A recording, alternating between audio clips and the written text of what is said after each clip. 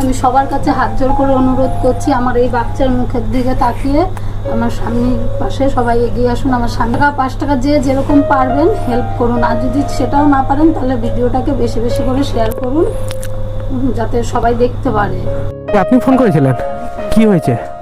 আমার স্বামী ক্যান্সার ধরা পড়েছে। ও, আজকে 9-10 মাস হয়ে গেল। 9-10 মাস হয়ে গেল আপনার স্বামী ক্যান্সার ধরা পড়েছে? হ্যাঁ, দেখি কেমন আছেন দাদা? অসুবিধা হচ্ছে কিছু? প্রচণ্ড যন্ত্রণা, প্রচণ্ড। তো দিদি এখন ট্রিটমেন্ট কোথায় করাচ্ছেন? কলকাতা মেডিকেল কলেজে চলছে। হ্যাঁ, সেরকম মানে ট্রিটমেন্ট করাতে পারছি না।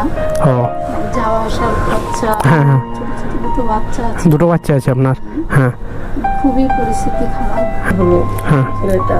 হ্যাঁ। এরপরে এই হাসপাতালে করে মেডিকেল হাসপাতালে ভর্তি হ্যাঁ, হলো, এইখানে সুস্থ হয়ে আসলো, আবার সেই মেডিকেল আমার এখন চাইছেন ভালো ডাক্তার দেখাতে? লোকের বাসায় কাজ করেন আপনি?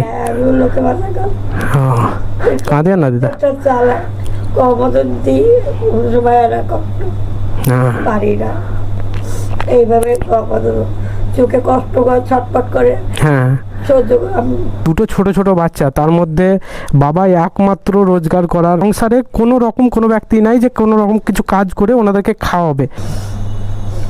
কষ্ট হচ্ছে দাদা খুব? প্রচণ্ড কষ্ট হচ্ছে। ঠিক হয়ে যাবে দাদা। যারা ভিডিও দেখছে অনেক ভালো মানুষ আছে, আপনাকে অনেক অনেক সাহায্য করবে, অনেকেই সাহায্য করবে, আপনি কিছু চিন্তা করবেন না। ওটা দেখছেন প্রচুর পরিমাণে শেয়ার করুন এবং এই অসহায় পরিবারের পাশে দাঁড়ান যাতে ওনাদের বাবা ঠিক হয়ে যায়, বাড়ির গার্জেনটা ঠিক হয়ে যায়। আপনি কিছু টেনশন করবেন না, সব ঠিক হয়ে যাবে। ভিডিও দেখছে যারা আপনার পাশে সবাই দাঁড়াবে, যে যে পারবেন আপনাদের সামর্থ্য অনুযায়ী এই পরিবারের পাশে দাঁড়ান। আপনাদের ছোট ছোট হয়তো দানও অনেক বড় রূপ নিয়ে ওনাদের কাছে ফিরে আসবে। নাকি স্কুলে তুমি বাবার জন্য শরীর অসুস্থ বলে টাকা তুলছিলে? হ্যাঁ, তুলেছিলে টাকা, দিয়েছিল লোকে? ও, ছোট ভাই মনে করে আমার দিক থেকে সামান্য একটা